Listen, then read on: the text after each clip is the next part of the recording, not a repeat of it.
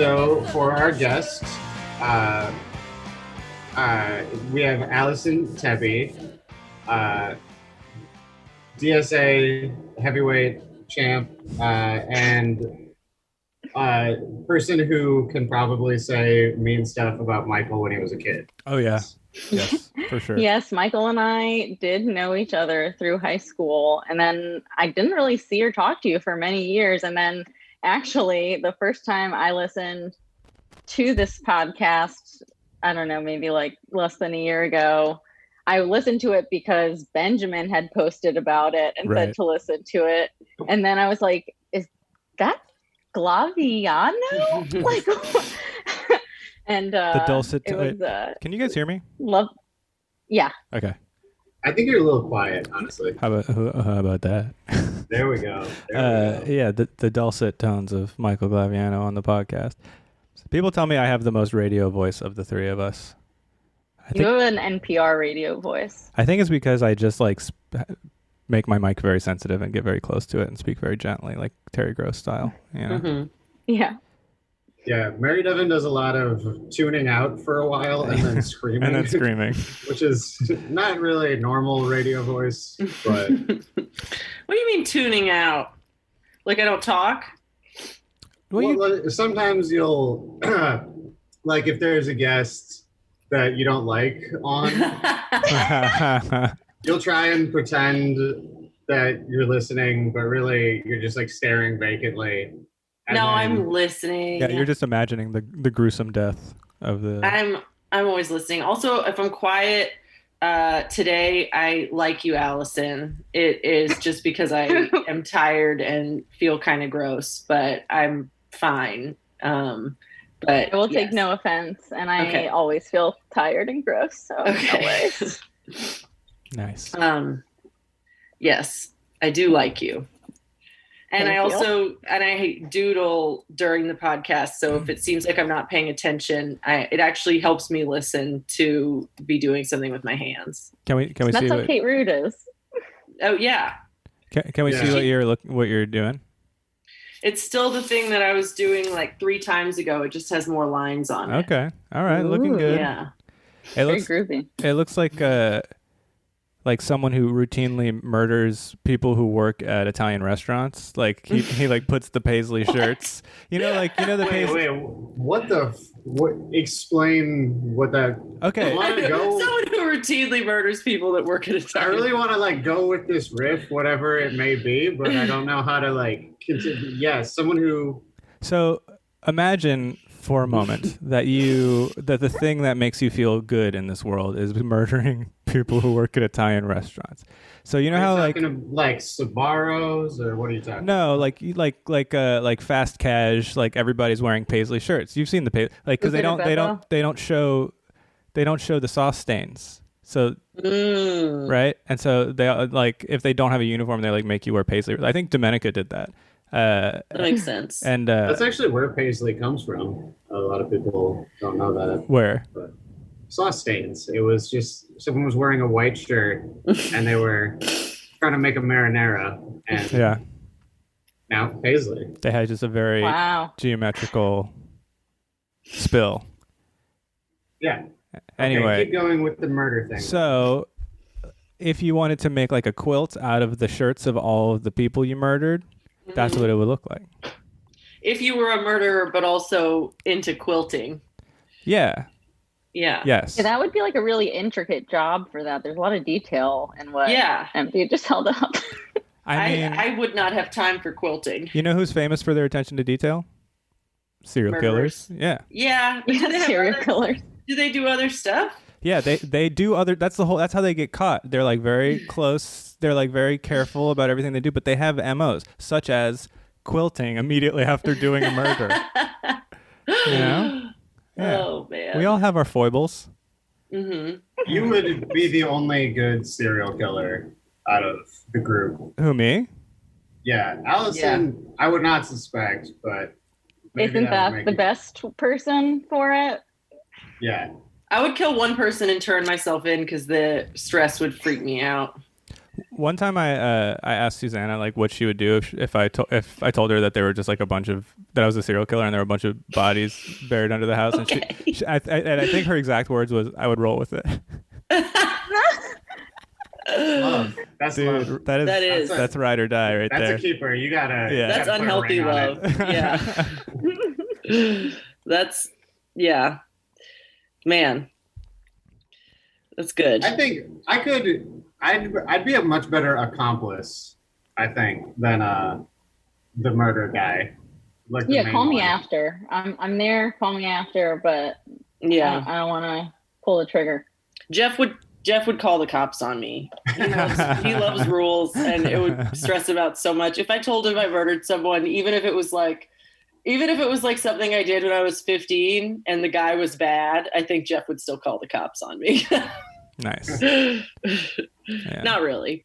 I mean, maybe not then. But if I was like a serial killer, absolutely. He would run there would be a long line, a very, very long line of questioning. Mm-hmm. But if she ruled that it was a good thing that I did, then absolutely she's not snitching. Yep. But it has to be up to her standards. Yeah. She's not gonna trust me to make that decision. But if it turns out I made the right decision, absolutely she's with me 100%. She's chaotic good. And Matt will be there no matter what, but he's also such a sensitive and emotional person that he would be fully traumatized for the rest of his life and never be the same, but he would not call the cops. Of that I am sure. Yeah, I don't know if Jeff would. I know Jeff would run away from me. I don't know if he would call the cops, but there's no way. Yeah. At this point, there's so much guilt among the people he respects about calling the cops that I think he would just kill himself. It was I can't live with the guilt and I can't call the cops because then I'm not a good ally or whatever. So Jeff would just commit suicide, I think. What if he found call the cops if his car got stolen?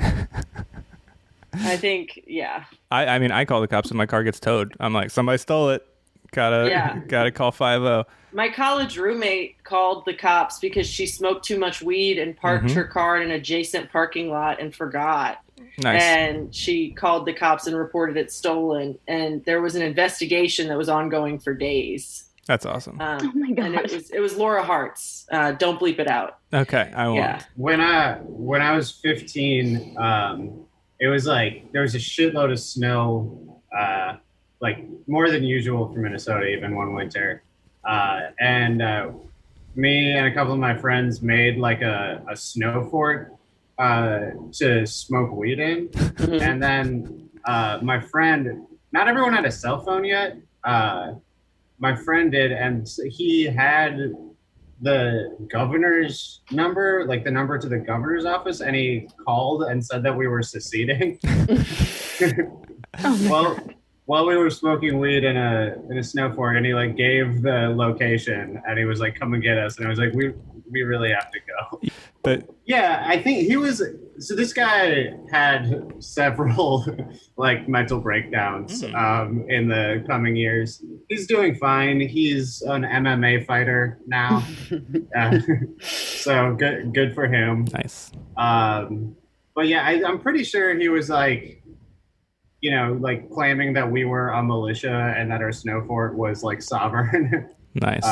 Which great bit, but it harshed my mellow for sure. I wasn't into it. Yeah. Well, yeah. Yeah. Seems like a bad idea. Oh, I got to turn off notifications. I remember too, because I was just surprised that he had I didn't know that he had a phone. And then that's what he used it for. So I was maybe we shouldn't have phones. This might be too much power. Yeah. I wish I didn't have the Still phone. true. Not really. I love my phone, but it is my best friend. Allison, what was your impression of Michael in high school? I need to know. Well, so he was part of a general friend group from his high school that I was close with. I would say, I mean, it's not that different, really. You were kind of a sensitive, sort of artsy, silly type. And like everyone thought he was sweet and nice. Everyone liked him. Nice. Oh man, I was hoping for dirt. I was thinking maybe not trouble. He didn't suck. Damn. When you said what was your impression of Michael, I was really hoping that you would just do an impression of me. Yeah. Oh, I wanted to tell y'all there's a thing related to this podcast that's kind of changed my life a little bit. Okay. And that's that we have a bidet now that was inspired by a conversation on this podcast. Nice. And we've also now gifted bidets to people because we got an extra free one. Universal bidet installation. Exactly. And it's just been, honestly, nothing but a delight. Yeah. Those things are... Which conversation was it? Because I think we talked about it on about 40 episodes. Yeah. I think y'all were talking about however it happened, how like so many people on the New Orleans comedy scene ended with Geneva. With bidets. Yeah. The Geneva episode. That was... Yeah. That is one of the weirdest details about this comedy scene. Is someone got paid in bidets and now we're all like evangelical. I think Jessica Hong really was the one who got everyone on that train. Yeah, she got me on it for sure. And then I wouldn't shut up. I don't have one right now. Well, I do, but it's not installed because I have to turn all of the water to the house off, and I don't own the house. Right. And someone lives next door. There's not like a little valve connected to the toilet. So if anyone wants to call that number, has anyone called in for the advice thing? I know Jeff did a crank call a while back, but I haven't checked the voicemail in a while. Jeffrey Gaucher? Of course. Or, I mean, I don't know. I actually didn't listen to the voicemail. I just saw the transcription. I was like, somebody's doing a bit, so... But I just assumed it was him. I don't know why. I don't think it was him. He doesn't... I'll ask. I think he would have told me. Maybe not. Interesting. I think it might be worth it. But if anyone wants to call in and let me know how to install... Or, like, how to do this, because... If anyone wants to give us advice instead of asking for advice. Yeah, I feel like Elron. That's a better idea. I'll take any advice that people have. If anyone wants to diagnose me with any mental illnesses, you could do that. 504-224-8231. That's 504-224-8231. I mean, when I got diagnosed with dysthymia in high school, it was like about that level of like attention to detail in the diagnosis. I talked to a psychiatrist for the first time for less than 3 minutes, and she was like, "You have dysthymia. Here's an intense prescription to Zoloft," and then I lost my mind and ended up punching out car windows 2 months later. Awesome. Jesus. Also, dysthymia is just the generic diagnosis they give to anyone that seems depressed. Yeah. They gave that, yeah. I don't know. Yeah, it's like... that seems insane that she would just be like, here's some Zoloft for that. Oh, that's what they're... Dude, I have a friend a friend of Susanna's went to the fucking psychiatrist, and after 2 seconds, she's like, have you ever heard of... The psychiatrist is like, have you ever heard of lithium? And she just like fucking walked out. My God. Yeah, it was wild.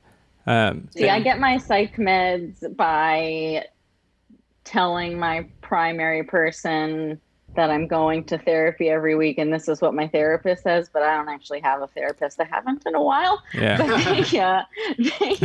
they just, I mean, and it's like Wellbutrin and Klonopin, and I'm not like asking, I'm just asking them to keep doing like what has been done historically, but I've never actually been to a psychiatrist. I just like my old primary doctor in DC, when I had my first like mental meltdown, panic attack, depressive episode of sorts, I just basically called her and was like, can you please give me some kind of medication? Yeah. And then I've just found other people to keep filling them since without ever going to a psychiatrist appointment. Well, that's impressive. Wellbutrin is the bidet of antidepressants. I'm in favor of it. Yeah, it's good shit. And I get like bad side effects from it, relatively speaking, with like most people I talk to, and it's still like entirely worth it. What do you get?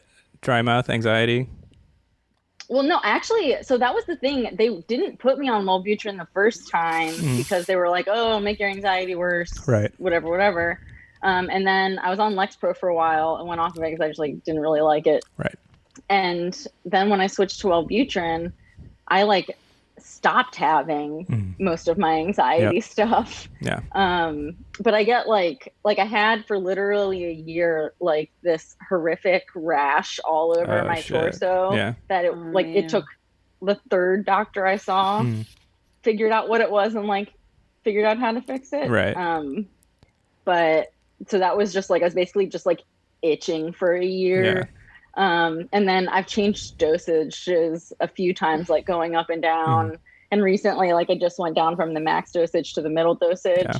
And for like 2 straight weeks, I spent probably like 2 hours a day on the toilet trying to shit and unable to. Oh, man. Just like pain and abdominal pain, just like stabbing pain. That happened to me. The first time I upped my dosage, my stomach I was just stomach pain for like 6 months, but it was worth it because I didn't want to die. Damn it. So I hate constipation. I would be I would be so scared if that, because I've never, even for like a minute or two in my whole life, been constipated. Really? What? Like I've never that's tried. Very Goyish of you. I've been constipated for because it goes 2 ways. Because like there's I still poop. There are constipated Jews, and then there's Crohn's. You get a lot of diarrhea? No, not these. I mean, like I'm a vegetarian, so a lot of fruits and veggies. You know, it's pretty good. Moving. Yeah. Yeah, but I've never like. I actually don't I don't even know what it would feel like to be constipated. It hurts. It sucks. Because to me, that's like bloated and uncomfortable. It sounds like not being able to breathe. Like, yeah. I mean, yeah, it's very uncomfortable. Yeah, that sucks. Oh man, there was a girl in high school who had to go to the hospital and people found out it was for constipation, and she should have changed high schools after that. But that happened at my high school too, and we found out about her enema and all of this stuff like freshman year of high school. I think actually she then didn't come back after Katrina. Damn. I'm thinking about it. Damn. Yeah. Sucks. Well, there's probably some other circumstances there, but I feel so bad. I don't know why.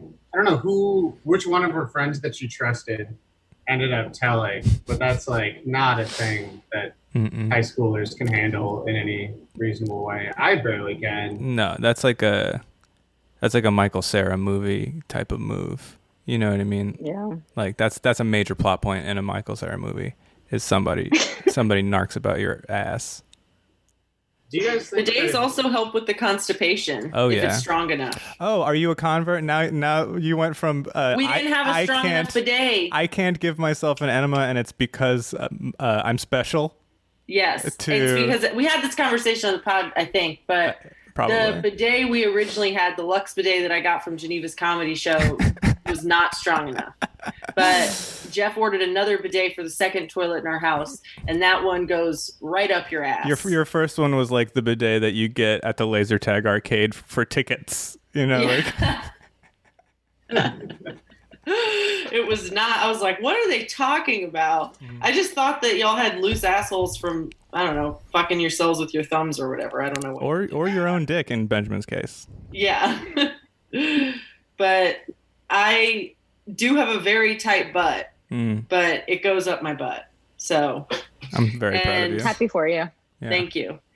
But it's really good for constipation. Yeah. It really motivates it. I feel like we're gonna find out that like we all have lead in our water, and we've been giving ourselves lead poisoning in the ass. We definitely have lead in our water. We do absolutely have lead in the water. Yeah, No, for sure. You know the part of your body that absorbs water the most effectively? Yeah, let's shoot lead water up in there. I mean, the filtered water that we drink, unless you only drink bottled water, like the water that we have that comes from our fridge that's filtered, or like a Brita filter, does not filter out lead. We don't even bother anymore. We have one that does, but you have to really hunt for it. Yeah, you can get like a really nice one that does. Yeah. But like your Brita or whatever, it only filters out the stuff that tastes bad, and lead doesn't change the taste, I don't think. I know this is like not good. This is bad, but the way my brain works is like I drink alcohol on purpose, so I don't care if I drank lead on accident. Interesting. I mean, that is stupid because they're very different. They both make you feel good and taste good. Yeah, I mean, but it doesn't. I don't care about drinking lead just because our bodies are already full of plastic. So I guess I have the same logic. I just think alcohol and lead are very different. Like humans have been drinking lead for thousands of years. It's the cornerstone of civilization. And we used to die a lot younger.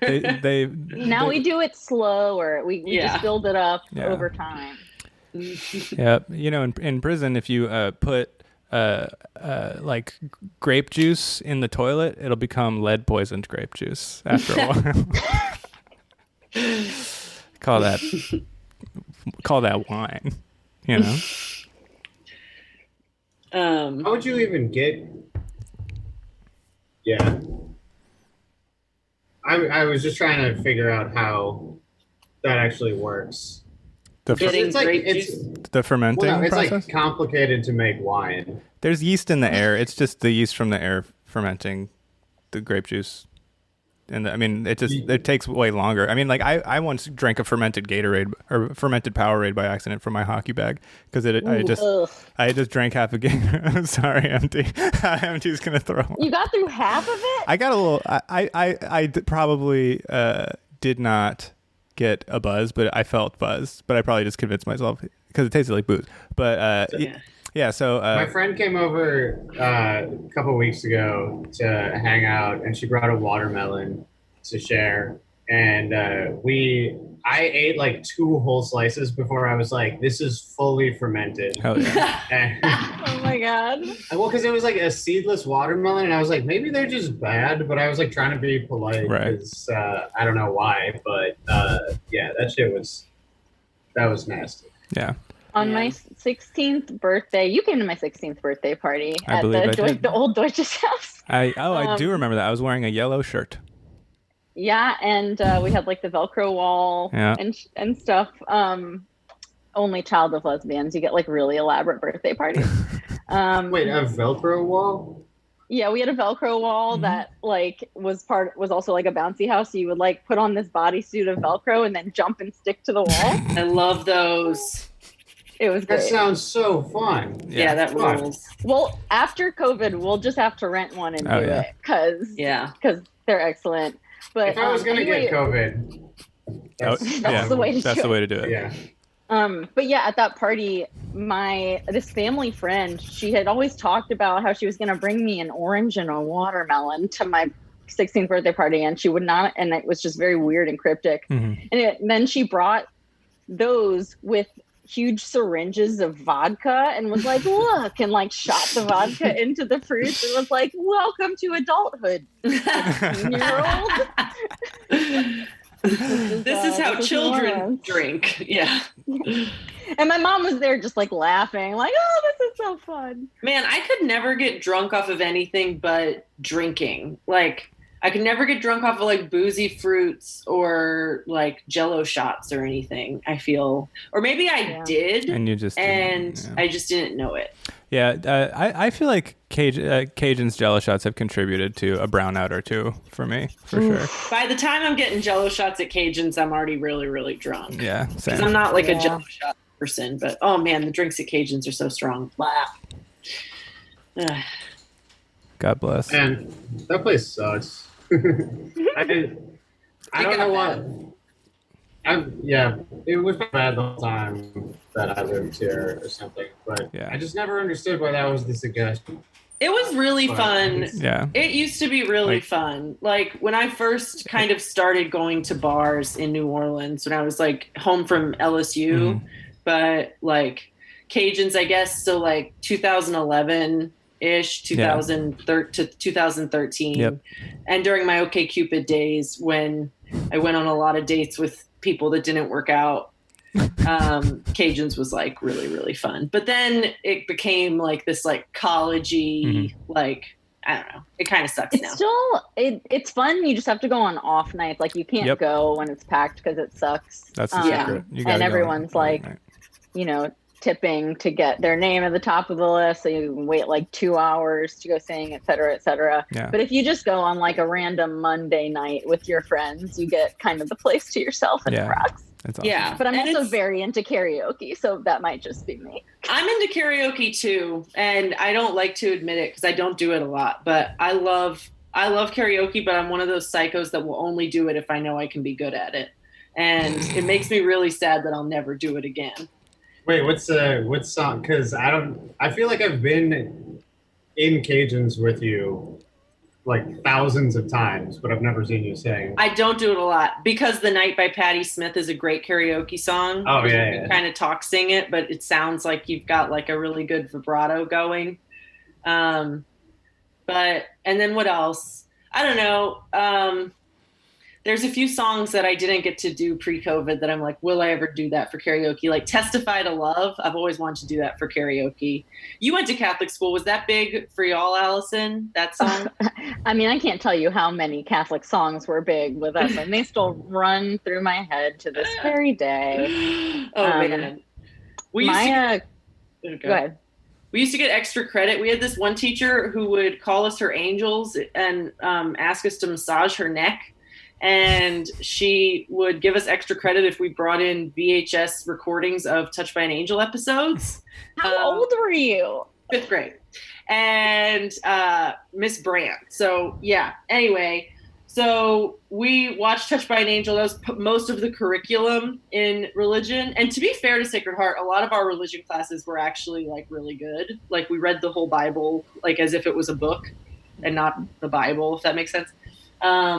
But like in 5th grade, it was bad. And I think she ended up getting fired. Anyway, so that episode in Touched by an Angel where the kid dies and he comes back to life, like, as an angel at his own party, and Winona Judd is there singing "Testify to Love," is burned into my memory. And I love that song. Anyway, love that. One of my favorite Catholic school religion class moments, and this sort of happened many different years. And we had some, like when we did world religions, that was a really interesting class. Mm-hmm. But then you would do morality and like the history of the church. But and you had to watch an abortion. Yeah. But one teacher once was talking. So I have, you guys know this, but I have gay parents. And we would always like poke and prod religion teachers to ask them about like touchy issues. And someone was asking about gay people having kids, and our teacher started talking about, and like this person knew that I had gay parents and was totally doing it just to like see what would happen. Mm-hmm. And she said that, well, children of homosexuals are like fruit from a poisonous tree. She literally said that. And I just like burst out laughing because it was never it was always funny to me more than anything. Mm-hmm. But everyone else in the class was like terrified that I was going to like freak out and run away crying. I was like, oh no, this stuff is honestly just hilarious. Yeah, man, that is still pretty sick though. Yeah. I mean, I don't know, like you were just more mature and you like knew not to take that person's psychotic opinion seriously, which is good.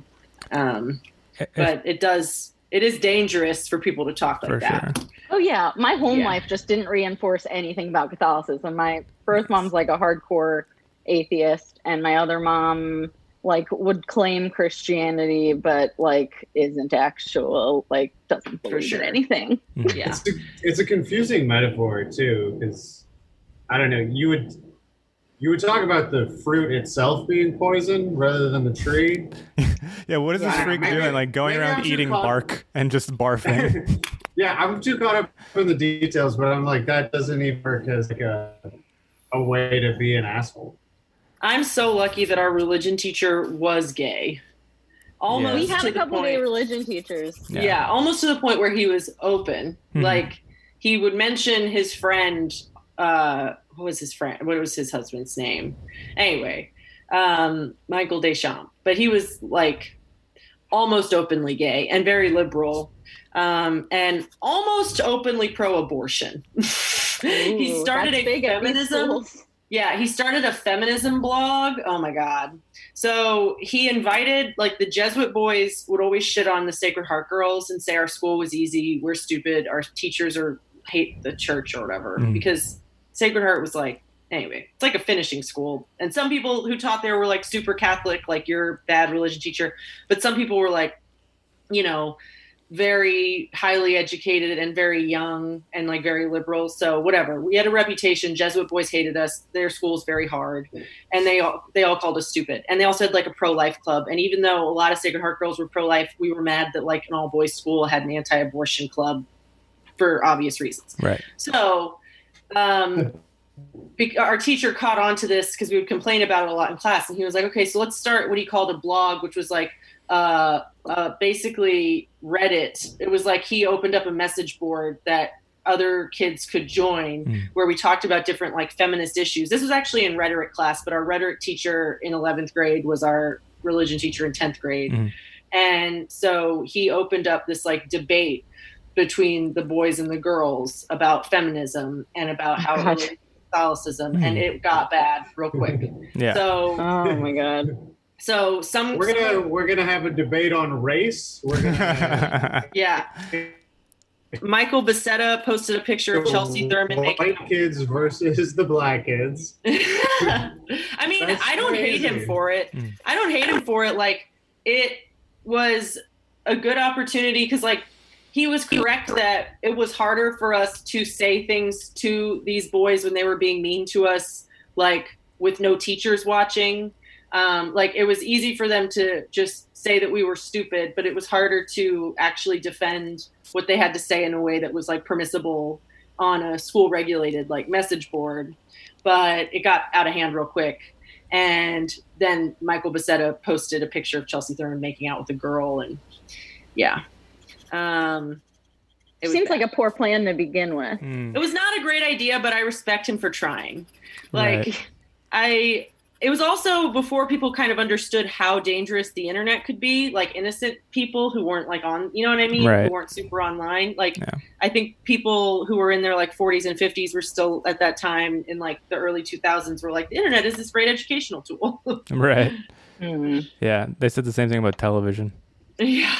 They're like, this is going to revolutionize. I just remember adults being like really, really scared of like what happens in chat rooms, and like you know, for good reason, I guess. Oh yeah. For me, it was like, do you like? Have you heard how my friends talk already? Like, we're the bad people on the internet, right? Like, we're the bad ones. We're the baddies. I remember being asked in like weird, sketchy chat rooms as like a 13-year-old, like, want a cyber? Yeah. Oh yeah. And I didn't even know what it meant. I was like, yeah. It was confusing times, but I spent too much time probably in my summer years from like ages 11 to 14 in chat rooms and on the internet. It probably like irreparably harmed me. Oh yeah. Yeah, I think my friends and I would cyber with people, and I really don't know if it was old people who knew we were kids or other kids who assumed that we were the old people. Oh yeah, everyone. I mean, it's like that old New Yorker cartoon on the internet. No one knows you're a dog, right? It's like a dog turning to another dog and saying on the internet, no one knows you're a dog. I mean, everyone was. I can't remember who it was. I don't know if this is someone I know or someone on television, but saying like, oh yeah, all I did was go on AOL chat rooms and pretend to be Tara Lipinski or whatever. Yeah. Yeah. Man, AOL chat rooms. Is that? How are y'all feeling about the hurricanes? Kind of stressed out. School's canceled. Oh, that's good. I just went on a walk with Sam and he was like, is it canceled? They just sent out the email. Nice. Like, I saw it, I think at like noon. Let me see actually. But anyway, so they said school activities are canceled for Monday and Tuesday because we're virtual anyway, but like the building was open. Right. So, where'd Benjamin go? He just sent a message. Oh, everything keeps freezing. Yeah, his internet sucks. So that's good. But I still need to go to the store and get some last minute things, and I need to like clean our disgusting house. Yeah, I always ignore hurricanes until the last minute, and then I do something about it. Let me let Benjamin back. I need to clean out my car too, because in case it becomes like a Katrina situation where we find out, Jeff insists it will not. No, it's not. And he gets annoyed when I even say it could. But just in case we find out in like an hour that it's going to be really, really bad, right? I want to be able to just get in the car and go away. Right. But my car is full of garbage, and we have 3 cats. Nice. Yeah. I mean, it's one of those things where, like, you know, if a week ago we had said, Jeff, there's going to be 6 water spouts in one place, he would have been like, no. But there was. There was. Yeah, that's the thing. He, like, everyone insists that, like, certain things can't happen. But I don't know. They keep happening. Yeah, they keep happening. But I can't talk to Jeff about it. But also, like, no one knows anything. Like, it's not that whether people are bad at their jobs. It's just that, like, there's just always going to be uncertainty. It's the one thing that we won't know until it actually happens, I think. Yeah, the thing that got me, like, fucked up about it is that I saw 2 different, like, simulations or whatever that, like, ended up almost exactly the same of, like, one very slow moving, not that windy, but super rainy hurricane hits. Can't hear you. You're all fucked up. Your internet's all fucked up, brother. And then immediately another one does exactly the same thing. And I just keep thinking about, like, 2 years. God damn it. We didn't hear anything that you just said. You're saying that 2 hurricanes are about to do the same thing? He's dead. You know what? What if we just killed Benjamin? I know it's not Benjamin's fault, but when people's Zooms go out, it makes me mad at them. But it's not their fault. I have like That's why I literally don't do this on my internet. Like, when Benjamin asked, I was like, well, fuck. Like, every time we try to host a healthcare committee meeting, I drop out of it like 5 times and don't even end up knowing what we did. Yeah. And so I just turned the internet off on my phone and I'm using the app and data. Otherwise, absolutely, I would have already been kicked off like 5 times. Yeah. Yeah. I have a irrational thing where, like, if someone talks to me and I can't understand what they're saying, I get really mad. Like, because, like, for whatever, it makes me really anxious not to know what's being said. Yeah. Yes. And so, like, Susanna will be, like, walking ahead of me. We'll be, like, on a walk and she'll be walking ahead of me and the wind will be coming at us and she'll just be talking at a normal volume and just, or, like, the wind will be going away. And, like, and so I just can't hear anything that she's saying. Or sometimes she'll, like, I'll walk out of the room and then she'll start talking. Like, once I'm out of earshot. It drives me fucking crazy. My mom, my whole life, has done this thing where she'll, like, get your attention and she'll start talking and then just turn around and start walking the other way. And she'll still be talking. That's a power move. Like, do you want me to chase you? What's happening?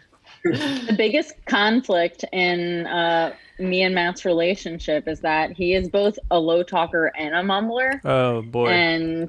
And like, we also have a zoo of animals playing and running around at all times. So I have to ask him to repeat like approximately 50% of the things he says. And if I'm in a good mood, it doesn't bother me. But when I'm in a bad mood, I feel like I'm going to rip my hair out and get really bitchy about it. I got to say, in his defense, I don't know that I know many mumblers who are loud talkers, but that would be very funny.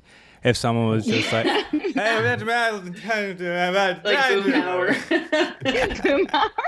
Boomhauer. You know, if you watch King of the Hill with the captions on, it's so much better because they literally write everything Boomhauer says, and a lot of it you would not understand otherwise. That's so good. I understand most of what Boomhauer says. I'm a fast, loud talker. I also don't understand when people talk about things like on Twitter. You know how on Twitter, Jeff and I's relationship is both rape and abuse because he's 5 years older than me and we scream at each other. That's our only mode of communication. But that's mostly because we can't hear. And we're just like loud people and we both like get flustered really easily. But whenever people are like also, when we got together, I was 27 years old. So I feel like once you hit 25, you can't be groomed. Like, you can fuck however old you want. You're 25. Yeah. Yeah, that's insane. Anyway, but so what was I talking about? Oh, yeah. So Jeff and I scream a lot, but we are like never mad, if that makes sense. Like, I think it's bad to scream at someone in anger a lot and like say mean things to them, but just like I'm just like angry that he doesn't hear me or understand what I'm saying a lot. And a lot of that has to do with like being in different rooms. Instead of walking in the same room, we like to try to communicate from like 40 feet apart. Yeah. But anyway. I think it's more efficient if both people are talking at the same time. That's kind of That makes my brain explode, and it's what everyone in my family does. And it's like I have some kind of sensory overload thing where if I'm trying to hear two things at once, I like start to basically panic. Like I just like can't take it in. Yeah. And so even if like music and sports announcing is happening at the same time, I'm like, I have to get out of the room. I have to get out of the room. But my family, they exclusively talk over each other, Matt included. Yeah. And so it's so much fun. My favorite way to communicate is to turn music on really, really loud and scream, and then halfway through what I'm saying, like sing some of the song and then keep talking, and then have another person also doing the same thing. It comforts me to have a lot of, like if there's like a shouting scene in a movie where like everyone's yelling at each other, like I get what everyone said. And I'm like, yeah, I get what they're all making good points. It's just, I hate, like, I don't know. The like, one person talks, stop, another person talks. Crazy to me. Crazy. It actually, like, it bugs me. I think my family is anticipate the last three syllables, like anticipate when someone's coming to the end of a thought and jump right on top of that motherfucker.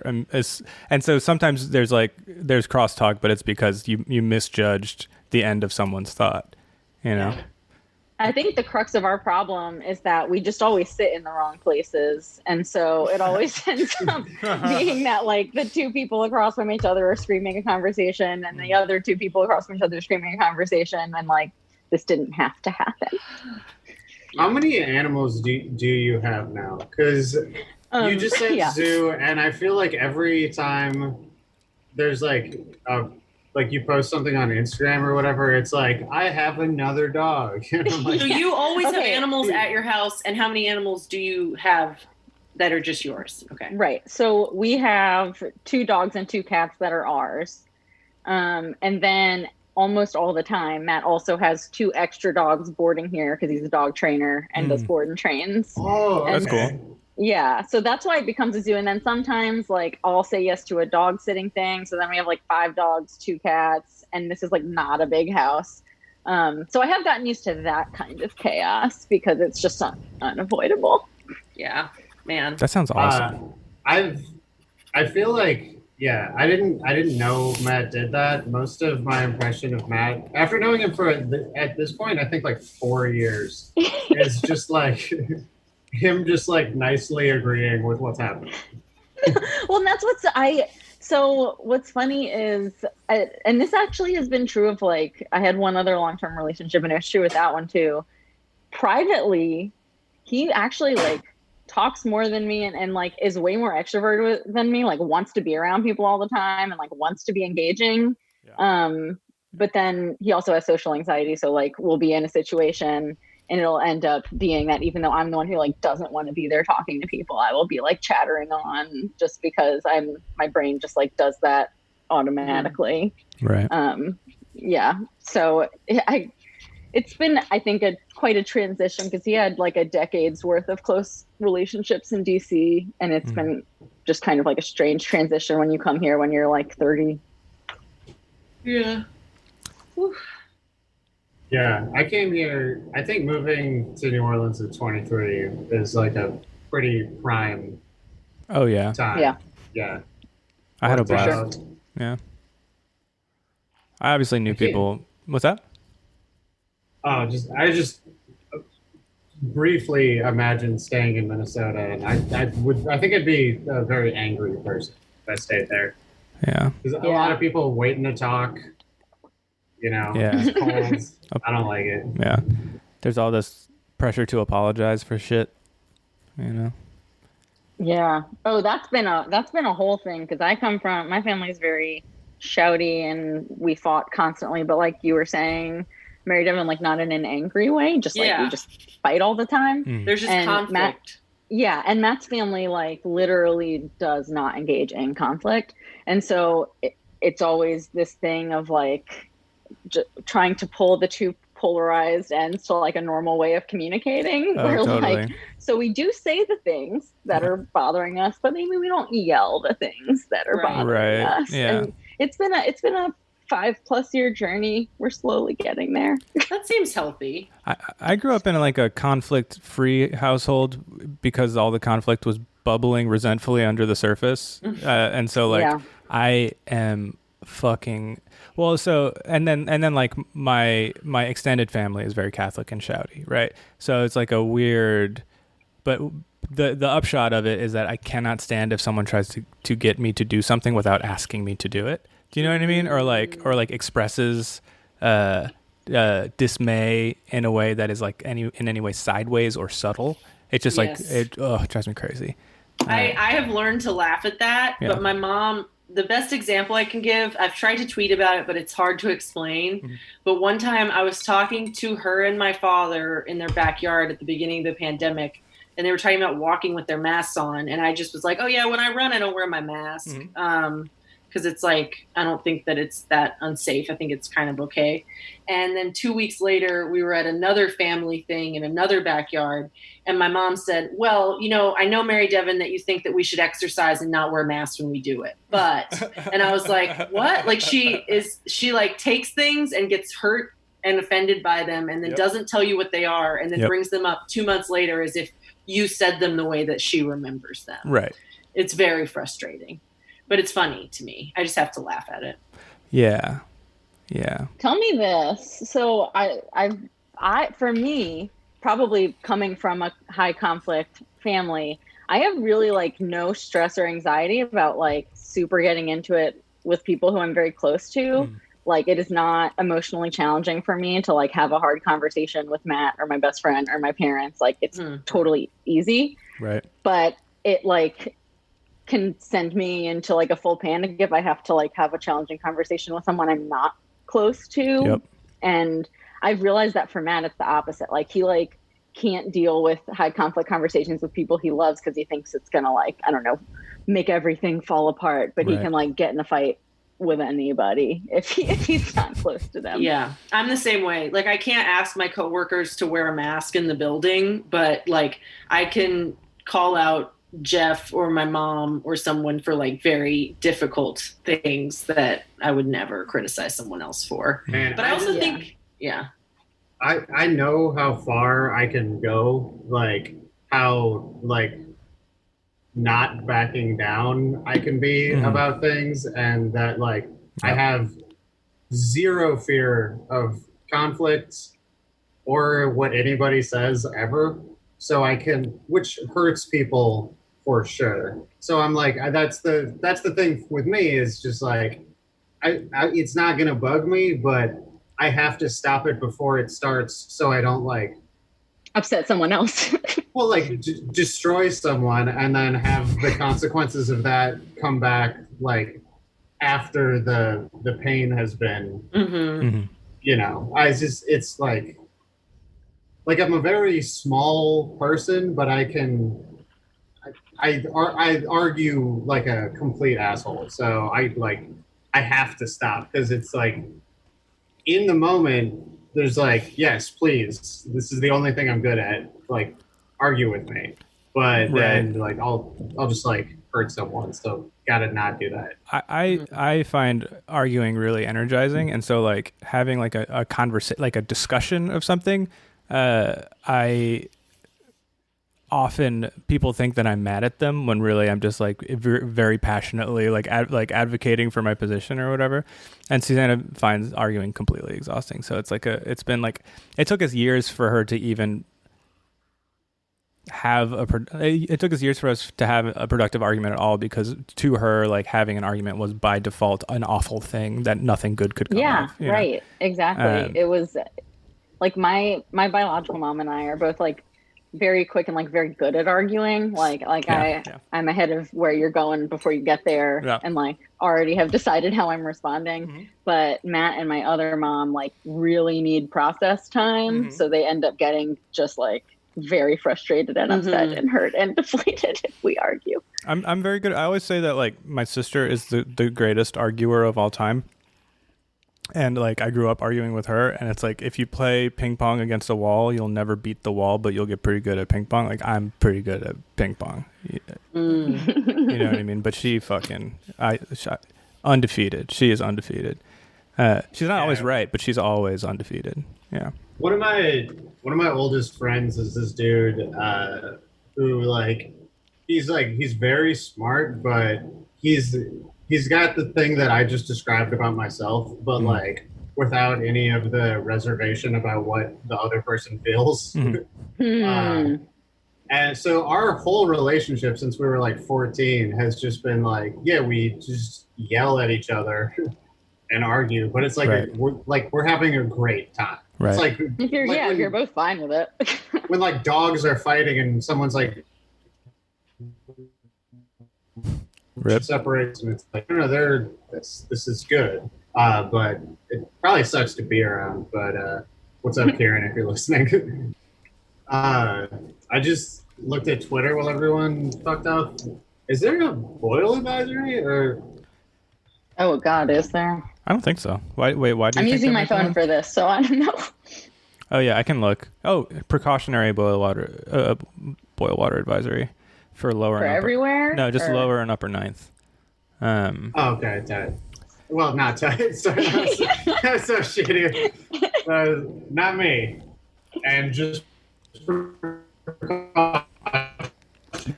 So, yeah. Benjamin, does your laptop have an Ethernet port? You know, like the little plasticky plug? Probably.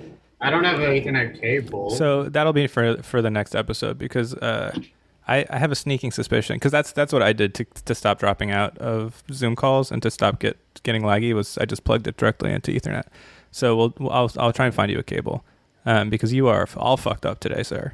Just real jacked up. Yeah. Yeah, it's been bad the past like week. There's also another spot in the house that I normally do the podcast from that Izzy is working in right now. Makes sense. So blame her. Oh yeah, definitely. MD, how are you doing over there? You look you look all jacked up. You look pissed. You look upset. You look ill. I'm just so tired and yuck. And I'm like, it's fine. Our house is gross. I'm gonna go back to sleep after this. Nice. It's hard work being you, dude. Yeah. Are you not drinking at all during the storm? Is that where you're at right now? Yeah, I'm quitting for at least a few more months, because I stopped drinking in the beginning of April, and then I gave myself, I was like, I have to quit for at least a month. And so I quit for about 5.5 weeks. And then I started drinking only on the weekends. And so, but then my hangovers were so bad that I was like, I think I'm just going to quit drinking because it wasn't worth it. But I'm not, saying I'm not saying I'm quitting forever, but it just was like, also I kind of want to give myself a real period of sobriety that's like more than a month, since I have the advantage of like not being at bars all the time. Yeah. I cannot get a buzz anymore. I don't know what the fuck is happening. Like I'm sure I get drunk. Like I'm sure like I get progressively shittier at driving the more I drink, but like I do not feel happiness when I drink anymore. I don't know. See, that's so weird. And you're on Wellbutrin too? Yeah. Because for me, it makes me so drunk so fast and feel so out of it that I like, especially when I was on the highest dose. Now I'm like back on the middle dose and Right. it's a little less intense, but literally I can't get through a second drink if I'm just sitting at home. If I'm like out moving around, I can drink a little more. Yeah. Mm-hmm. But I start just feeling like weird, fucked up in not a fun way. Right. Yes. So that also would happen to me. And so the whole reason I quit drinking, I forgot to say this, was because I was quitting smoking. Mm-hmm. And so, because they just are so connected for me. But like, I also get, like, I don't get that like bliss. Yeah. Like, I feel like I just get kind of like, ugh, feeling. Me too. And I don't get that like blissful feeling. And then the hangover after like 3 glasses of wine is like being hit by a truck. And I used to be able to drink 2 bottles of wine. And feel kind of okay, like have a nice coffee and take a shit, and I was like ready to tackle the Durald is what I was gonna say. Okay, tackle the Durald. Seize the Durald. Carpe Durald, that's what they say. Man, there is, at least for me, nothing better than like when you woke up from like what was gonna be a terrible hangover right in the nick of time to eat like a nutritious but kind of greasy meal, drink some coffee, and exercise, and then you beat the hangover. Like you eradicated it before it started. That was only a few times where I did that right. But like, you got to trust yourself because your body wakes you up when you're still drunk. Yeah. And sometimes you just, metabolizing. Yeah. And so you feel great. And if you use that great time to like sweat it out, you don't actually sweat out booze, but I do think that like movement helps. Mm-hmm. Oh, dude, when I had the moving company, that was awesome. You just show up at like some like rich people's houses on the North Shore and you smell like just an open bottle of tequila. And you're a tiny little dude in short shorts, and they're like, there's no way that you're going to move our furniture. And you're like, not only am I going to move all your furniture, I'm going to beat this hangover and then immediately start drinking again. So, yeah, not only will I move your furniture, I'm going to move my bowels in your beautiful restroom right now. Man, we tried not. We didn't. That was like. We only had like a couple of rules. I mean, like if someone really had to shit, you know, I guess whatever, shit at the customer's house. Yeah. But like in general, that was like one rule, and then the other rule was if you are still tripping on acid, you still have to come to work. We don't care. Yeah, I've realized that, or I think starting when I was probably like 25, I acknowledged that if like, regardless of how drunk I was, if I could like take a couple of leave, get a full glass of water down, and eat a snack before I fell asleep, then always I would feel many times better in the morning. Granted, this was most important when I like was not in shape to get myself to do that. So I would like at the beginning of the night tell like anyone I was going to be around if I thought I was going to get really drunk, like, just remind me of the bedtime routine. Remind me of the bedtime routine, please. Dude, I didn't know how bad it is to take a leave when you're drunk. Is it bad? Really? It's not good. Well, my doctor, I had this eye thing, and it's called scleritis, and it's like your white of your eye. It can happen because of sinuses or because of like weird autoimmune stuff, but the white of your eye gets like red and inflamed, and it hurts. But it's not an infection, and Aleve is like the systemic treatment for it. Like you can use steroid drops, but like Aleve actually, if you take it ongoing, it will help. But the doctor was like, well, I want to do your blood work to make sure you can take Aleve every day. And I was like, why? He was like, because if your liver's not in good shape, then Aleve is bad. Like with acetaminophen, basically. Yeah. Yeah. So he was saying that like, and I was like, oh, I used to take a lot of Aleve when I was drunk. And he was like, that's not good. But I mean, he's a doctor. So, I mean, he knows like the numbers. I don't think it's like, if you do it, you're definitely going to die. Right. Also, I did that for a long time and my liver was fine. So your liver is next level. You don't, I don't understand. Liver. You don't count. Like if they tried to study your liver, they would be like, so this is what a human liver does, and this is what Mary Devin's liver does. Every time I've gotten blood work, like I remember like waiting for it to come back and be like, okay, so you have cirrhosis, because I used to drink so much and take medicine for the hangover all the time, and my blood work's always been good for my liver, so I don't know. And I've never been to the doctor, so I have no idea what blood work would come back. I mean, fatty liver disease is like a real thing, like that you can get from drinking. Like that's you're less likely to get cirrhosis at our age. You're more likely to get like fatty liver disease or have like elevated enzymes or whatever. I don't know if those are the same, but sounds like a mean thing someone would call someone else. Well, yeah, a lot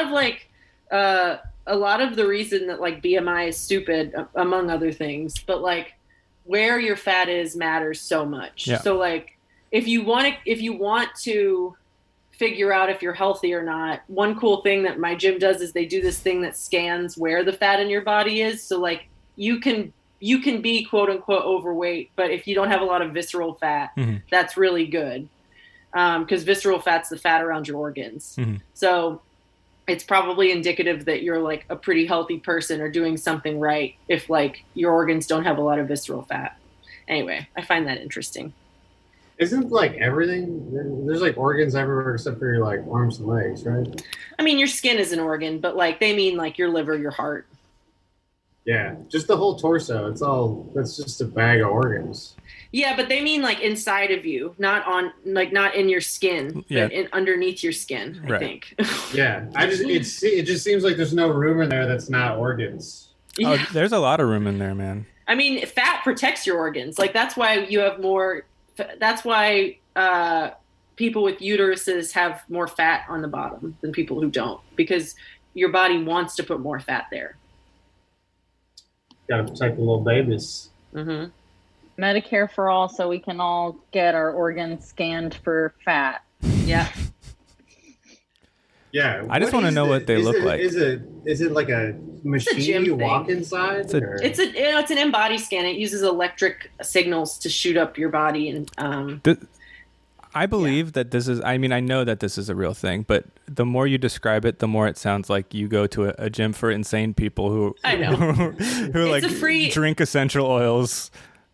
It's a free feature of the gym because it costs them like either hundreds or thousands of dollars to own it. So then part of your membership is you get a free scan, I think once every 6 months. Nice. To like see your progress. It is kind of cool to be like, okay, so I've like gained this much muscle in my legs, this much muscle in my arms, instead of just like you weigh this number, you weigh that number. Yeah. I don't go to the gym anymore because I'm afraid, but although I think my gym is safe because it's like completely outside. But still. Yeah, I think there's always risk. It's just almost negligible outside. Yeah, I still don't want to get COVID at the gym. I mean, just like the people crammed like fucking sardines on the bridge during the protests. Mm-hmm. Everybody's wearing a mask. Everybody's outside. I don't think they traced anything back to that. Dude, the whole time I was there, I was like, damn. We all have it. Like, everyone was just like, and then once they gassed you. Yeah, once the gas came, and it's like, they're like, what's even worse than your mouth is your eyes, and then everyone's like just like rubbing. Everyone's coughing into each other's eyes. Yeah, and then like crying on each other. It was, I was like very, very sure that things were going to get bad for that, but they didn't. So yeah, I mean, also like, this sounds like I'm a COVID denier, and I'm not. But like, you have to, in order to be safe and minimize your risk and the risk that you put others at as much as possible, you have to act like everyone has COVID. But the reality of it is that like we were all walking around when COVID was in New Orleans, and we didn't know it, and most of us didn't get it. Like most people still don't have COVID, even if it's really bad. Mm-hmm. So like, there's always a much higher chance that the person you're talking to does not have COVID. Like, you still shouldn't live that way, but like, if you are forced into a situation or if a situation necessitates risks, then like, that should comfort you. Yeah. Yeah.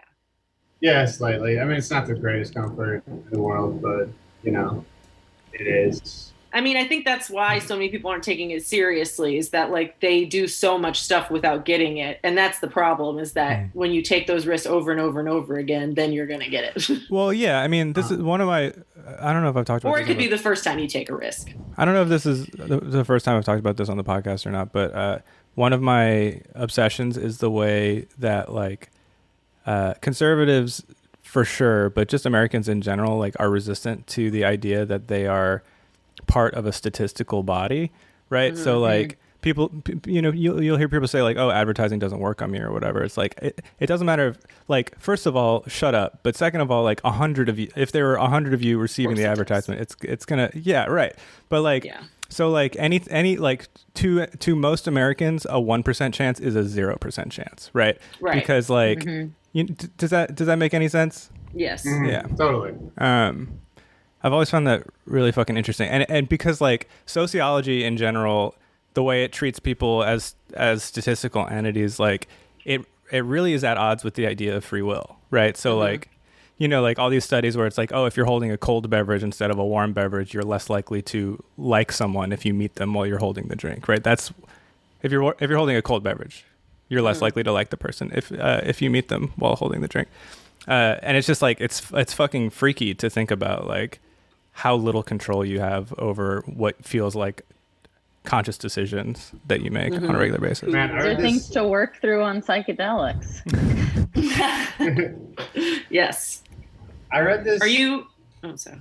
No, go for it. I was going to talk about a book I barely remember, so ask a better question than me being like, here's some pseudoscience. Allison, what psychedelics do you like? Well, so, okay, when Matt and I started dating, I was like a heavy weed smoker, but never really had done anything else. And he was everything user. And the first time when we dated, we went to 4 camping festivals. We spent essentially a month camping at music festivals. Nice. And so very much made the rounds. So like basically for the first couple years, I had fun. I knew that to be on either acid or mushrooms, I like had to be in like a happy, stimulating environment. I can't like sit in the house and do it. I don't have enough mental control. But then fast forward a couple years, the summer that my brain sort of broke, part of that was kind of related to a really bad acid trip. I mean, it was like waiting to happen, but I think that the bad acid trip was like, all right, we're going to go ahead and just lose our mind for a little bit. So then, honestly, since then, I've only done it a couple times. I tried to do it too soon after that and basically freaked out at a concert in DC and had to like go home. What was the concert? I think it was African music. Oh, okay. Never mind. I was like, I'm gonna blame the artist, and then it was good vibes. No, keep going, Benjamin. It was literally a thing of like, you know, I mean, classic like psychedelic stuff, right? Like I had like all this bad stuff in my brain I wasn't dealing with, and so whenever I would try to take a psychedelic, it would be like, we're gonna deal with this. But I think the weekend of Labor Day is my birthday on September 3rd, and we're going to stay on this huge property on the North Shore that one of Matt's rich clients I saw you tweet about that. That's awesome. Yeah, there's like a pool and 8 fenced acres, and we're bringing like all the dogs, etc. And I think in that setting, because it's like there's all these trees and it's outside and it's very private, like that probably will take some mushrooms and like have an experience, and that will be sort of my journey back. But also for an engagement or wedding gift, one of Matt's friends gave us like DMT pens. Ooh. Hell yeah. Okay. Oh my god. So the spirit molecule. Yeah. Oh my god. That documentary I actually loved. I do too. Joe Rogan's best so if work. I'm feeling brave, whenever I'm feeling brave, I need to do. Actually, honestly, my biggest problem when I do hallucinogenics is just that they're way too long lasting for me, and it's like 14 hours before I feel normal again. Yeah. Even mushrooms? Feel normal again. Mushrooms are better. They're probably by like 8+ hours. I'm all right. Yeah. A person whose identity I will protect right now only did DMT one time, had like a very like amazing positive experience with it, other than like it doesn't last very long or whatever. And like when someone's on it, they're kind of like half in DMT world, half in the actual physical circumstances of whatever they're in, like back and forth. Well, whether they take off or not, I keep hearing people refer to like if you take enough and you take off and you just like totally lose your sensory realm. But a lot of people don't take enough. Yeah, like they call it like breaking through. I think some people, even when they're like blasted off, can kind of talk to like people that they're around and be like, I see a shape. And it's like, whoa, cool. I bet that's really good. But this person whose identity I am protecting, it's Bill Gates. Yeah, they did DMT, like halfway blasted off, having a great time, and we're like surrounded by friends, but farted like really, really nice, like loud and smelly. So, and it was like kind of aware that like that was happening. So it's like this like transcendent experience where you're like talking to like, really spiritually important elves, but then also all your friends know that you just like beefed one. Well, the first time, and I think he only ever did it one time other than this, but the first time Matt tried it, he only kind of like half blasted off, and literally his experience was just that everything became boobs. He was like, all I could see were boobs everywhere. It was amazing. Oh my god, I love that. Like it's like boobs are your higher power, maybe. I don't know. That's something that MD would draw during the podcast. That's the most convoluted way to cheat on someone. I did it in another realm, so it doesn't count. Doesn't count.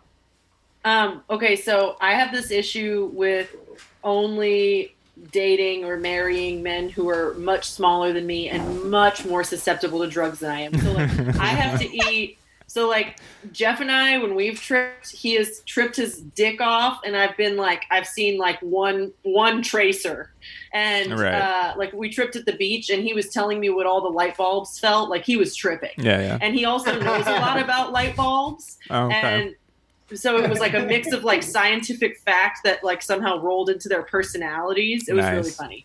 But anyway, so like Jeff and he tripped his ass off, and I was like barely feeling anything. This was on our like honeymoon 3 days in Alabama. And then, but this other guy I dated before Jeff, we tripped together. And again, I felt almost nothing. Like I was tripping. Like if I had been alone, I would be like, this is a nice trip. But he was tripping so hard that I was really jealous. Mm-hmm.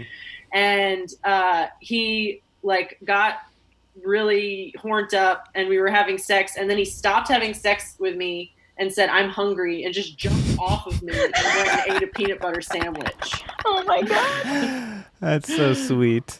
He's that's such amazing. A sweet boy. I'm first glad I cheated on him eventually.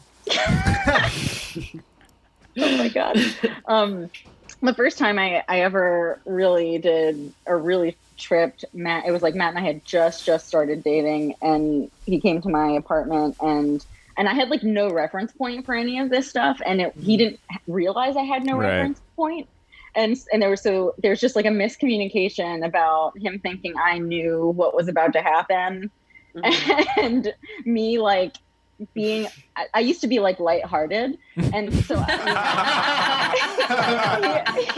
was like try, let's trip at your house and whatever. And I'm like, great, awesome. And it turned out to be very, very strong acid, and he gave me like a little bit more than a dose. And so he was like, I was trying to finish cooking something, and he was like, it'll probably be like at least half an hour, if not an hour, before you're like really experiencing it. So like you have time to finish whatever. And not 10 minutes after, I'm trying to finish this like enchilada casserole, and the whole thing just starts like melting in front of me in my mind. Oh my god. And then by the time I like make it over to the couch, and I just kind of like lose vision of everything except like the corner of my bookcase. And he had put on some like one of those like weird things you would put on to trip to on TV, but I was like way too inexperienced for weird shit like that. Yeah. It was just freaking me out, but I like couldn't talk. So not knowing you can't just go to sleep on acid and not asking, I went into my bedroom, it pitch black with my black cat and attempted to relax, but then he just turned into a big snake. And eventually we arranged it, and he like realized that I did not know what I was doing, and we ended up spending like 3 hours just staring at this one painting and making up a story about like the whole back world behind it. Yeah, it's still, the painting is still with us. It's in the room next to me. So it started bad, but can we see the painting? Yes. Sweet. We named the man in it Shackleton, and this is it. Hell yeah! Tell us about Shackleton. Yeah, so we made up obviously everything that was happening behind that house and in the town in general, etc.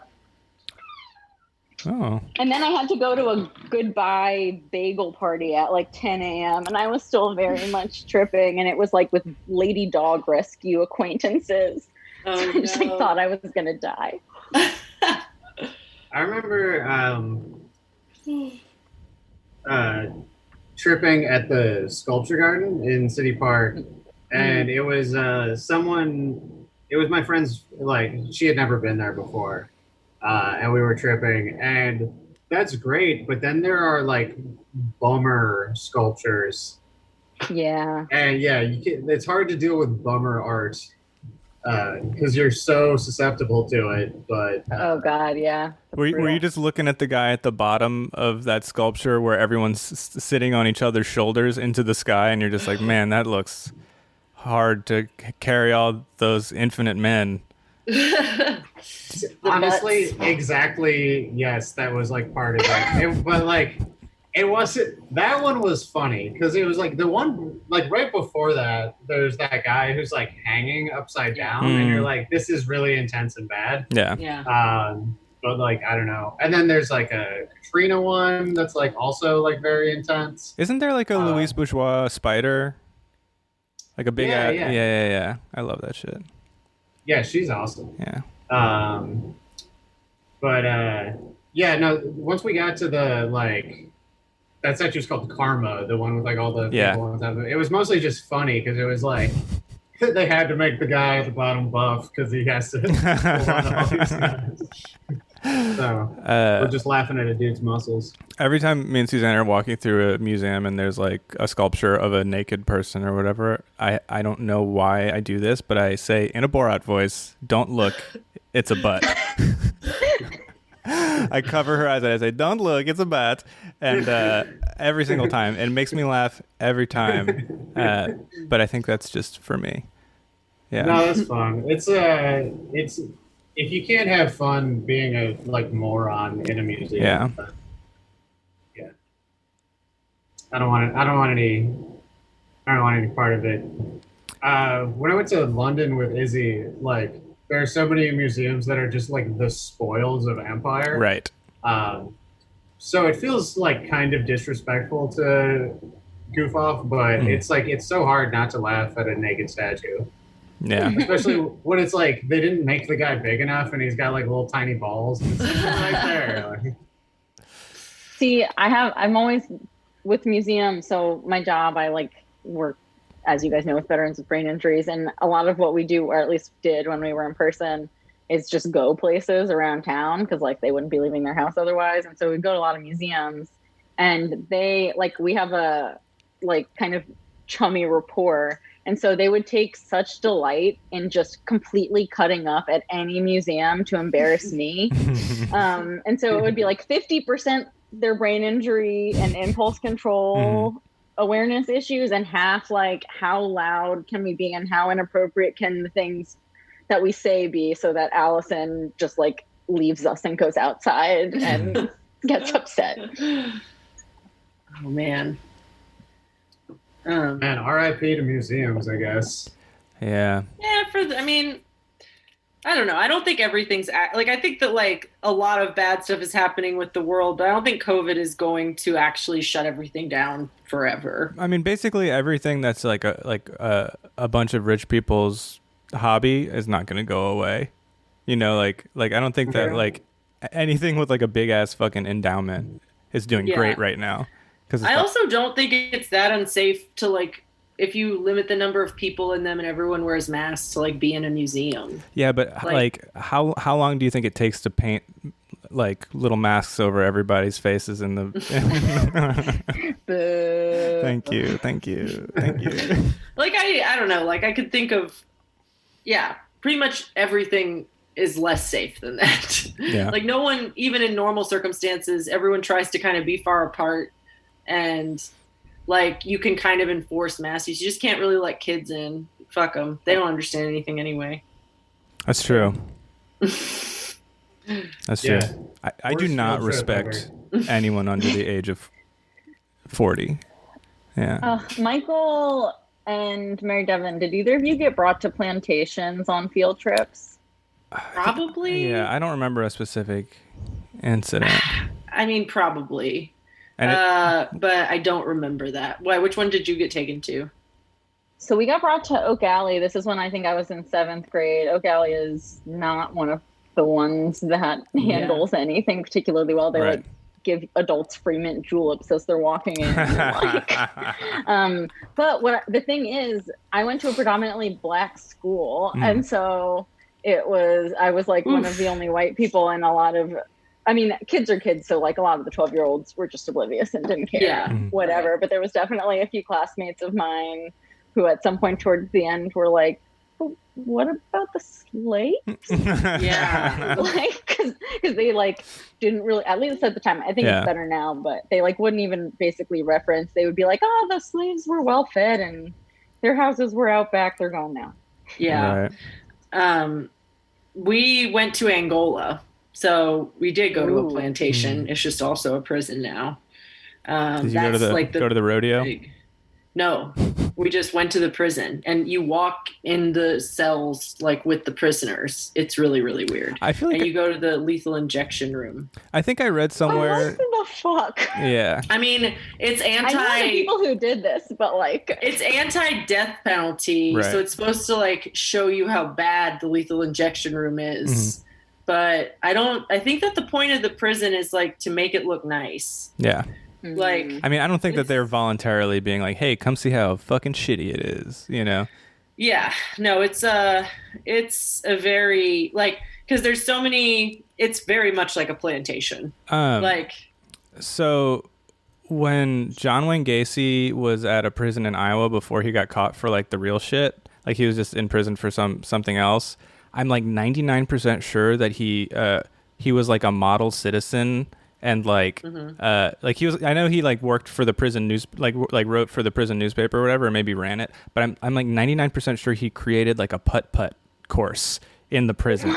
So I'm gonna, people contain multitudes. Yeah, he really does. He was the clown guy, right? Holy shit. He was like, I don't know. I think he was one of the serial killers that was like, obviously, you know, a serial killer, so unsympathetic in that way. But I think he was like kind of sympathetic. Like did he have like a really bad life or something? I don't know. Sufjan Stevens wrote a song about it. Yeah, I think he did. He was abused and neglected or whatever. I mean, that's like is there like 6 traits that are predictive of sociopathy or whatever? And like, it's like abuse, like sexual abuse, like torturing animals, like that sort of stuff. I can't remember what it's called. Anyway, Gacy oversaw the installation of a miniature golf course at Anamosa State Penitentiary. So, man, that rocks. It's still in use to this day. Nice. Yeah, the ones down here are literal just plantations. They're like, some of them literally just were rebuilt on the land where a plantation was, and the imprisoned people have to go do the field work for nothing or 10 cents an hour, literally like picking cotton. It's absolutely ridiculous. Yeah. It's and they make it look really pretty to visitors. Did y'all see that? And there's no AC. Like Matt used to do, or still kind of does, but not right now, this program helping people who are incarcerated basically learn dog training, and they like have a dog that stays with them so that they have like those skills for after and stuff. And he would go for like summer sessions, and it would be like 120 degrees inside the building. Yeah. And they would meet outside where it was like 100 degrees in sun, and it's just like completely unlivable. Did y'all see that California doesn't have anyone to fight the fires because all their prisoners have COVID?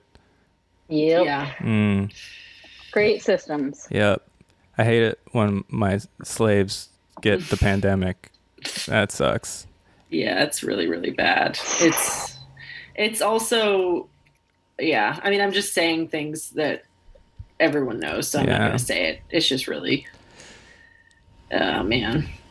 So half the country's on fire.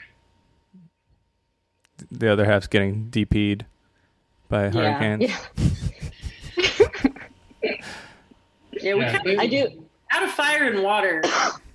Yeah, this is just Avatar: The Last Airbender. Yeah, this is we're gonna have a gale from the north, and I don't know, a landslide from the south.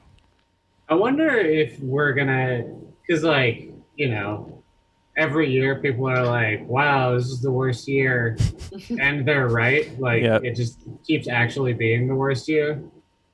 I wonder how long, or if ever, we'll get to the point where people are like, this year was better than last year.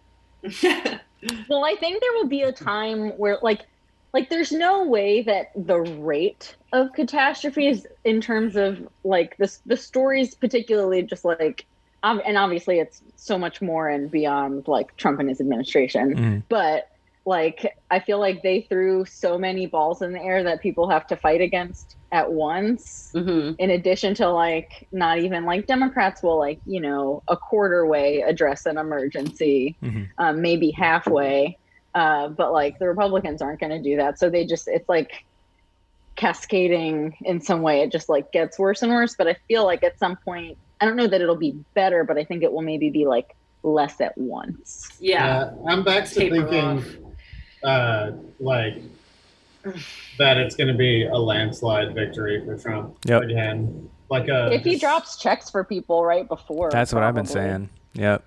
I think it's going to be like, you know, for a while it was like Biden was so ahead in all the polls and everything, like before the DNC. Right. You know, he had such a commanding lead that I was like, oh, actually he is going to pull this off. Like Trump's fucking everything up so bad, but I shouldn't have ever doubted him.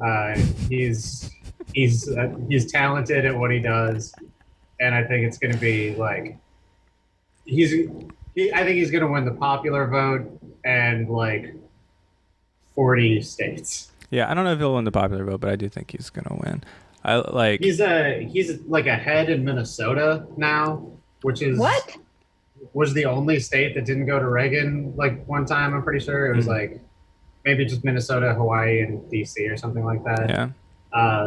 Yeah. He's going to dominate. Biden's already rolling out the using Trump's administration as an excuse for austerity line. So he's got the he's like, oh, he ran up the deficit, so you know there's not going to be any cookies in the cookie jar for us. So we're gonna have to cut stuff. So like he already has his finger on the pulse of the opposite of what everyone wants, and is saying it. So yeah, it's so funny that they like even pretend that anyone could at all give a shit about the deficit right now. I know. Print money, you assholes. Yeah, we know how it works. You just make it all up. Just keep making it up. Yeah, please. Oh my God. Yeah. Yeah, or they're like, you know what people really want is reasonable solutions. Like, have any of you figured out what MMT is yet? I just every once in a while I'll read an article about it. Modern monetary theory. I mean, all I understand of it is doesn't it basically saying money isn't real?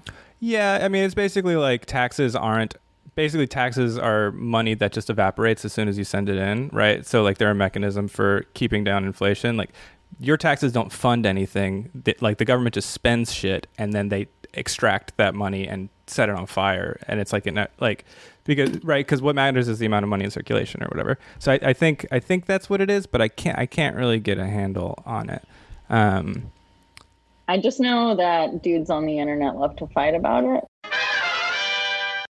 I also think that people, like with most diagnoses type things, even ones that are like quote unquote spectrums, Mm-hmm. I think like because we like to think that things have like boxes that they can go into and be categorized, that like you either are or you aren't something. Yeah. Right. But like I have a few things like my sensory stuff. Like I also, I can't, like I feel things on my skin really, really intensely. So like I usually can't sleep in a shirt because all I will feel is my stomach touching and not touching the shirt as I breathe, and I'll never fall asleep. Yeah. And same with like the noises and all of this. And so like, you know, technically that's like something that neurodivergent people experience. Right. Like I wouldn't label myself neurodivergent minus being like, you know, somewhat mentally ill. Right. But represent. I just think that like a lot of times people can have like different qualities, and like the medical system just like tries to make us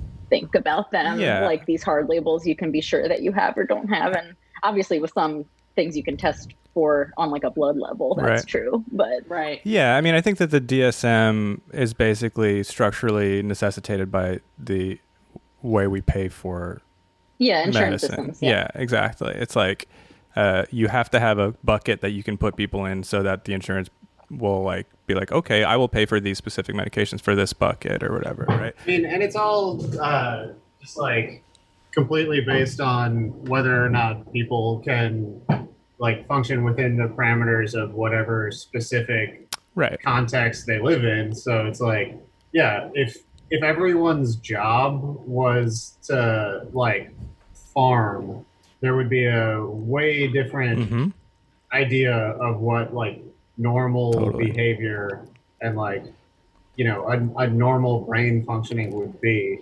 Yeah, Jeff's weather obsession would suddenly become very relevant. Yeah. I mean, this should just be a Deleuze and Guattari book club. Now I know how much MD loves to read theory. So, we should read. I hate theory. I just don't understand how anyone can read theory. Like, and so many people love it. I like my brain literally, and I have graduate degrees in theory. My brain works, but I read this stuff and it just like doesn't. The way everything is like worded so confusingly, I'm like, why can't you just tell me what you fucking mean? Because there is a basic. Okay, I understand that there's probably a good definition for this, or not definition, explanation for this, but like there is always someone who can explain in plain terms what theory actually means. Right. So why can't they just do that? So. That's why I've gotten really into Haymarket's like annotated versions of things. Like they'll take old texts and sort of like give you blurbs about like layman's terms, what stuff means. But that's like the only way I can take it, and I'm also like too lazy to bother to do that. Man, Cornell West is fucking great. I love Cornell West. I can read Cornell West.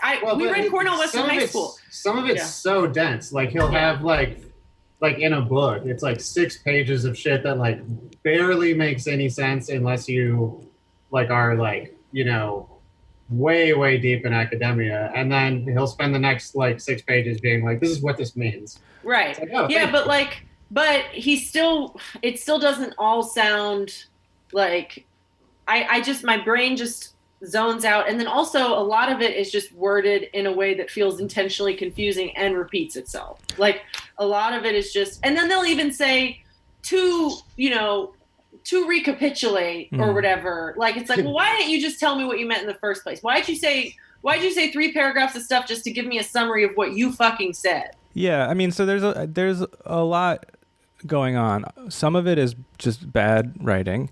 Some of it is people like having a theory and then like implementing the theory in the way that they write, like Derrida or Deleuze and Guattari, right? And then some of it is like, you're dipping into a 1,000-year-long conversation in the middle. So there are all these terms that are just, they just assume that you have a specific definition of. And then there's like Derrida and Heidegger are really bad about this. They just are constantly redefining really normal words. So like, like yeah. So it's just like a total clusterfuck of inaccessibility. And it's also there's a guy named Jonathan Culler at Cornell who I think he's still alive, but he is so fucking good at explaining horrible to read theory. Like he's my primary source on everything that I can't bring myself to read. He fucking rocks. Highly recommend On Deconstruction by Jonathan Culler. He basically talks about the implications. He explains basically all of critical theory, and then talks about the implications of it.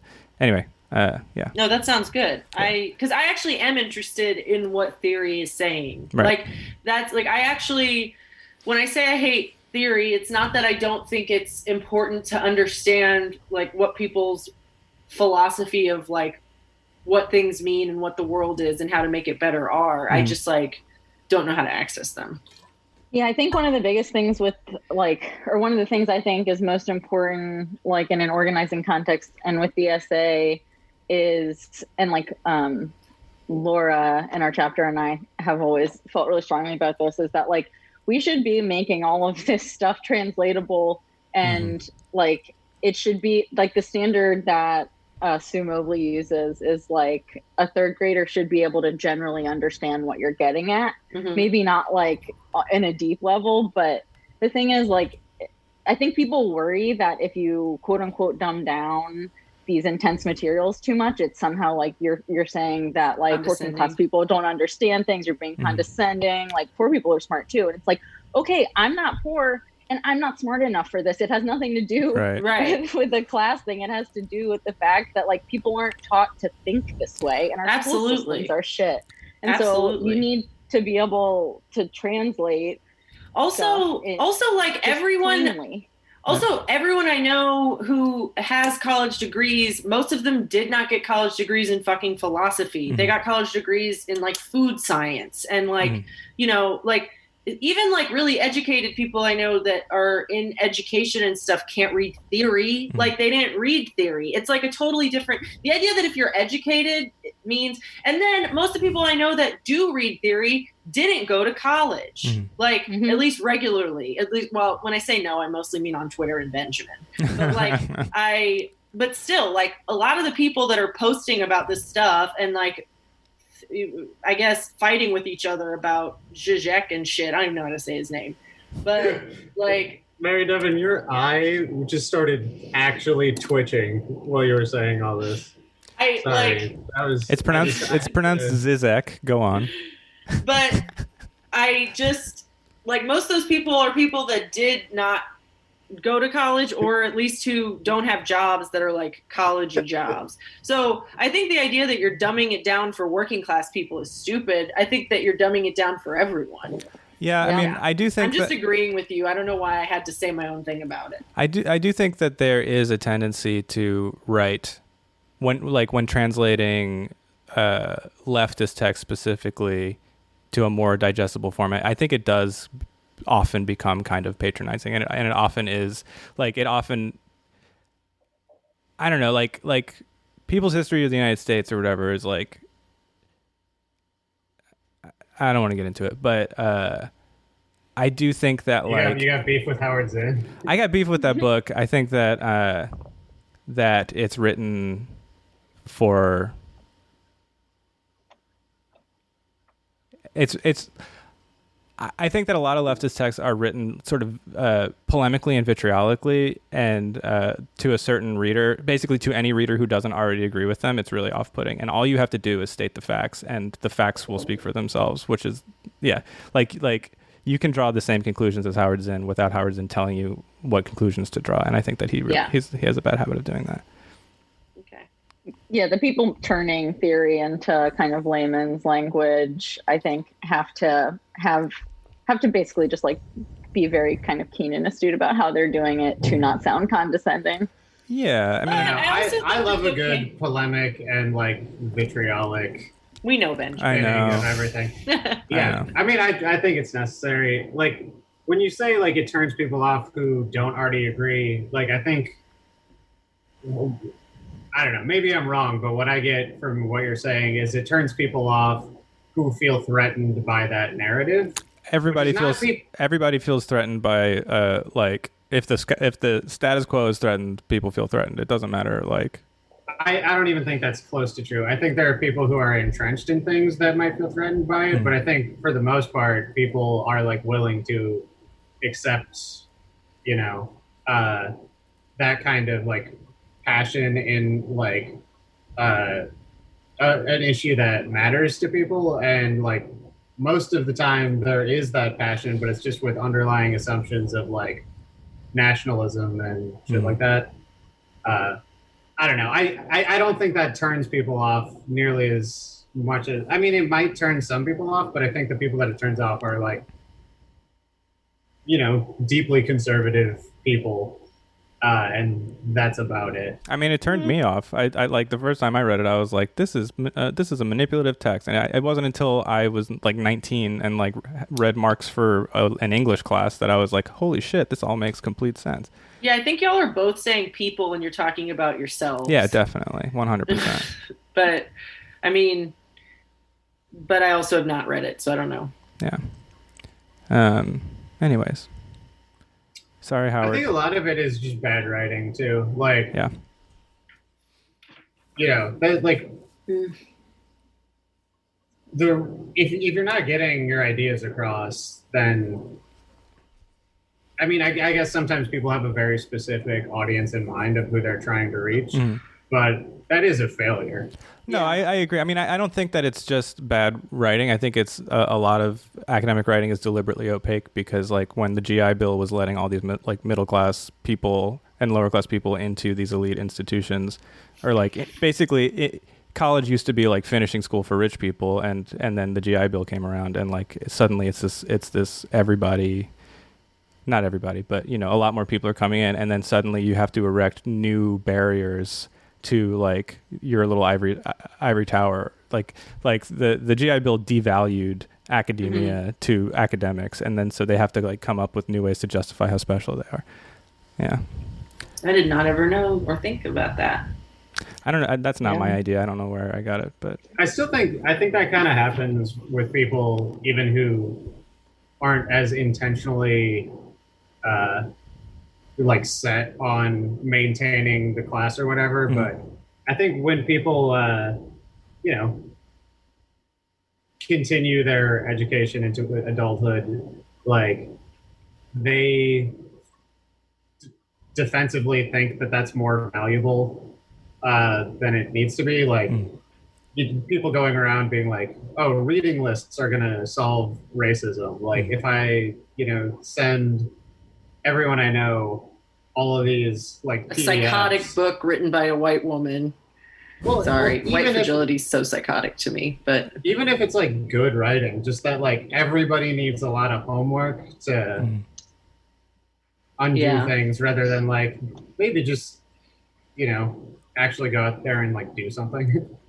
Yeah, well, and I think there's like, well, two things. First of all, I think part of the reason some of the writing isn't accessible is because like a lot of people just have their heads up their ass. So like they're writing for themselves and like the way that they think, and not really necessarily thinking about it from an angle. And I'm thinking specifically about more like modern people who are writing about stuff that like they're not necessarily thinking of it in terms of like how can this be used as like a tool to gain power for oppressed people. They're just like, I got some ideas. And then also with like the book lists and all the kind of like toothless crap that people constantly are trying to do, I think like so much of it is just that, especially people from like middle class backgrounds who never really had to think about any of this, like the concept of having to like do something in the way that you mean, Benjamin, of like doing something doesn't even occur to them as like a possibility,